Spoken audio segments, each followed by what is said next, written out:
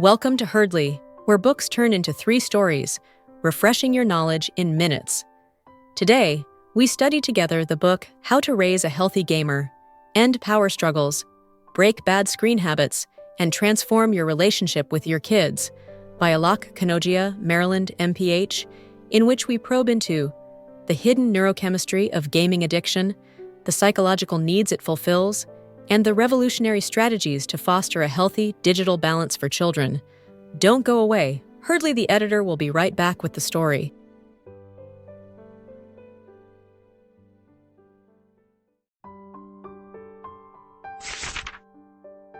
Today, we dive into 3 compelling stories that illustrate the hidden mechanics behind gaming addiction, how these games meet profound psychological needs, and the revolutionary strategies for achieving a healthy digital balance. Our first story explores a father's struggle to connect with his son, whose obsession with gaming creates a growing chasm between them. Next, we follow a young gamer who finds solace in a virtual world that offers her more than reality ever could. Finally, we meet a mother whose battle to reclaim her daughter from a virtual identity reveals surprising lessons about understanding and adaptation. 1. A father's quest to reconnect. John, a father who always shared a close bond with his son, Michael, watched helplessly as their relationship deteriorated after Michael became consumed by online gaming. What started as a harmless pastime soon escalated into an obsession that took over Michael's life. He stopped engaging in family activities, his grades plummeted, and his mood swings became frequent. Desperate to reconnect, John tried everything: restricting screen time, removing devices, even attempting to game with him to understand the attraction. But every effort seemed futile, met with resistance and anger. One night, after a heated argument where Michael yelled, "You just don't understand," John realized that he needed to change his approach. Instead of trying to control Michael's behavior, he decided to understand the world his son was so deeply immersed in. He learned that Michael wasn't just playing for fun. He was part of an online community, a team that valued his contributions. The game provided a sense of belonging and accomplishment that Michael struggled to find in the real world. John understood this was about more than just a dopamine rush from winning. It was about fulfillment. The book highlighted a key insight. Our brain is physically less capable of enjoying reading when we game too much. John realized that Michael's brain was conditioned to seek constant stimulation and reward. To counteract this, John set small, achievable goals outside of gaming that also provided a sense of achievement, like cooking a meal or building a model. Gradually, Michael became more engaged with real-world activities, and their bond began to heal. John's experience taught him that the solution wasn't to fight gaming, but to offer a fulfilling alternative, setting the stage for our next story about a young gamer seeking refuge in a virtual world. 2. The virtual refuge of a young gamer. Emma, a quiet teenager, found the real world overwhelming. At school, she was the shy, overlooked student who felt invisible. Her parents, busy with their careers, assumed her withdrawal was just a typical phase. But Emma was struggling with her self-esteem and place in the world. That is until she found an online game where she could escape reality and become Night Shadow, a fearless leader in her virtual community. For the first time, she felt valued and seen. The game became Emma's refuge, a world where she could control her identity, free from judgment and rejection.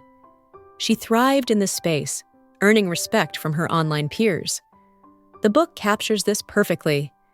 Gaming provides a safe haven, an imaginary place where children have real peers, even teammates, who witness them crushing opponents and who celebrate their gaming accomplishments in a place where they can control their world.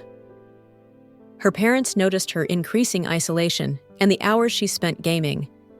They tried grounding her and taking away her devices, but this only deepened her withdrawal. Instead, they decided to approach the situation differently by engaging in her world. They asked her to explain the game and introduce them to her online friends. This created an unexpected bond, opening lines of communication.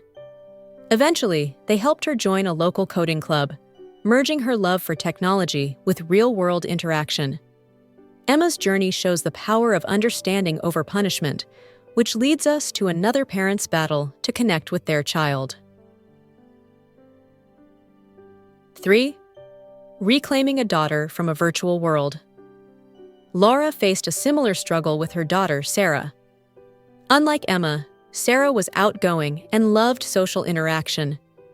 But when Sarah began spending excessive hours gaming, Laura was baffled. She tried strict curfews, banning devices, even cutting off internet access, but these tactics only fueled more rebellion. Sarah found ways around the restrictions, even sneaking out to play at friends' houses. Feeling at a loss, Laura proposed a digital detox weekend as a last-ditch effort. Not as a punishment, but as a chance for the family to reconnect. Sarah reluctantly agreed. The first day was tense, with Sarah constantly checking her phone. But by the second day, something shifted. They started talking. Laura discovered that gaming was Sarah's way of staying connected with her friends, especially during a tough school transition. The game wasn't just a pastime, it was her social lifeline. Laura remembered the book's advice. The solution is to help your child build an alternative community of support. She supported Sarah in starting a local gaming club, turning her digital passion into a real-world activity. This gradually reduced Sarah's need for constant gaming, and their relationship improved. Laura's experience highlighted that understanding and adapting were more effective than strict rules. These 3 stories reveal a deeper understanding of why gaming becomes such an integral part of a child's life. It's not just about addiction, but fulfilling psychological needs like achievement, identity, and community. Each parent found unique ways to guide their children back to balance by understanding gaming's appeal and providing alternative sources of fulfillment. As the editor of Herdly, by learning from these stories, we can better navigate digital age parenting, fostering environments where children find balance and thrive both online and offline.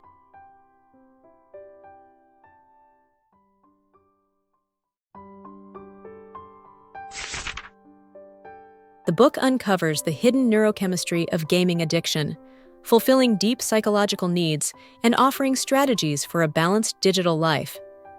One striking story that exemplifies this is about a boy named Alex, whose family was at a breaking point due to his gaming obsession.